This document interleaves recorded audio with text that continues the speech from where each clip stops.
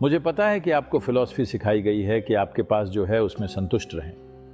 ये सबसे भयावह शिक्षाओं में से एक रही है कि आपके पास जो है उसमें संतुष्ट रहना चाहिए, इसीलिए सब लोग सोने चले गए। मुझे खुशी है अगर लोग संतुष्ट नहीं हैं, क्योंकि संतोष एक रुकावट भी है। मुझे खुशी है कि लोग उससे संतुष्ट नहीं हैं जो उनके पास है, क्योंकि इंसान का स्वभाव ही ऐसा है कि वो हमेशा जो है उससे ज़्यादा चाहता है, और ये गलत नहीं है अगर वो खुशी से ऐसा कर सकता है। आप जीवन में खुशी से ज़्यादा करने की इच्छा क्यों नहीं कर सकते? बजाय आप दुखी होकर ज़्यादा करें।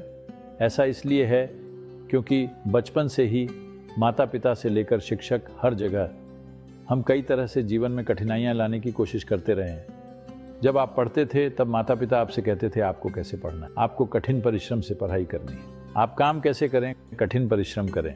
क्यों?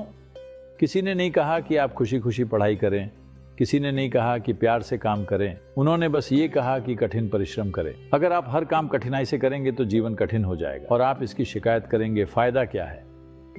जब हर काम कठिनाई से कर रहे हैं तो क्या जीवन कठिन नहीं होगा? शायद आप नर्क की तैयारी कर रहे हैं। नहीं, ऐसा मत कीजिए। मानव जीवन सीमित क्यों रहे, यही इसकी खूबसूरती है कि इससे कोई फर्क नहीं पड़ता कि आप कौन हैं, संभावनाएं तब भी हैं। ये किसी के लिए भी बंद दरवाजा नहीं है। इससे कोई फर्क नहीं पड़ता कि आप कितने बड़े हो गए हैं, आप क्या बन गए हैं, जीवन फिर भी एक संभावना है। इसीलिए संतोष मत सिखाइए, क्योंकि संतोष ही रुकावट है। आनंदित होने के लिए जरूरी नहीं है कि आप संतुष्ट हों।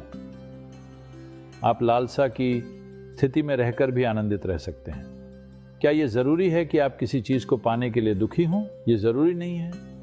आप खुशी से भी चीजें पा सकते हैं, क्यों नहीं?